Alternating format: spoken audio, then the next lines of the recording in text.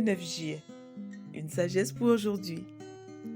Qui corrige le moqueur? Celui qui corrige le moqueur s'attire le dédain, et celui qui reprend le méchant reçoit un outrage. Proverbe 9, verset 7. Trois caractéristiques du moqueur. Le moqueur est profondément établi dans l'orgueil et souffre d'un sentiment d'insécurité. Le moqueur ne prend pas au sérieux ni la personne qui le reprend, ni la chose qui lui est reprochée. Il est totalement indifférent. Le moqueur n'a aucun scrupule à faire du mal. S'engager à corriger le moqueur, c'est choisir de s'exposer à toutes sortes de paroles, d'attitudes ou même d'actions méprisantes, abusives et meurtrières.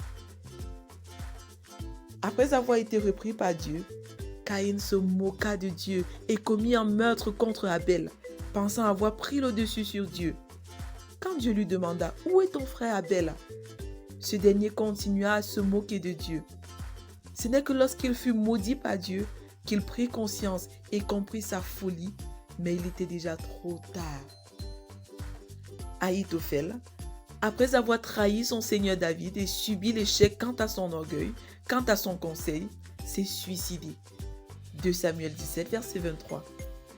Judas aussi, après avoir trahi Jésus, se suicida. Genèse 4, 9 et Matthieu 27, verset 5.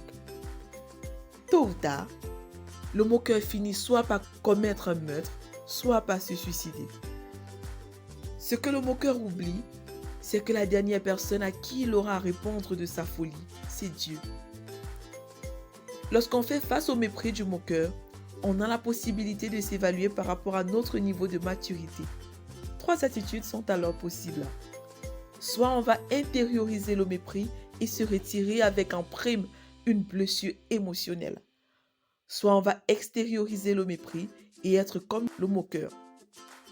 Soit on va gérer le mépris. On n'intériorise pas, on n'extériorise pas, mais on dépose le mépris sur Dieu. Quelle est votre attitude face au mépris du moqueur? Lorsque Dieu nous parle et que nous ne faisons aucun cas de sa parole, c'est le degré le plus élevé du mépris et de la moquerie. Si nous continuons à s'aimer le mépris sur Dieu, il n'est pas étonnant que nous continuerons à moissonner le mépris de nos semblables et le pire rejet de Dieu. Dieu va dire dans la prophétie de Jérémie, « Voici que la parole de l'Éternel est pour eux un déshonneur, et ils n'y trouvent aucun plaisir. » Jérémie 6, verset 10. Il n'est pas possible d'avoir une attitude juste et appropriée face au mépris du moqueur si nous-mêmes, nous sommes insensibles à la parole ou à la correction de Dieu. Jésus dit, « Il suffit aux disciples d'être comme son maître et aux serviteurs comme son Seigneur. » S'ils ont surnommé le maître de la moisson Belzébul, à combien plus forte raison surnommeront-ils les gens de sa maison? Matthieu 10, verset 25. Jésus dit cela à ses disciples pour les préparer aux moqueries, aux insultes et aux railleries de toutes sortes qu'ils vont endurer de la part des moqueurs. Vérité, tout disciple accompli partage les souffrances et la gloire de son maître. Application. Prendre au sérieux la parole de Dieu. Gérer le mépris plutôt que de l'intérioriser ou de l'extérioriser. Mise en garde. Il n'y a aucune créature qui soit invisible devant lui. Tout est mis à nu et terrassé aux yeux de celui à qui nous devons rendre compte. Hébreux 4, verset 13. Prions ensemble.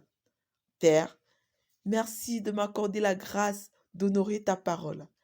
Apprends-moi à bien gérer le mépris et les insultes comme ton Fils, au nom de Jésus. Amen. Lecture pour aujourd'hui. Psaume 41 à 45, Proverbe 9, Jérémie 7 à 9. Tu es béni.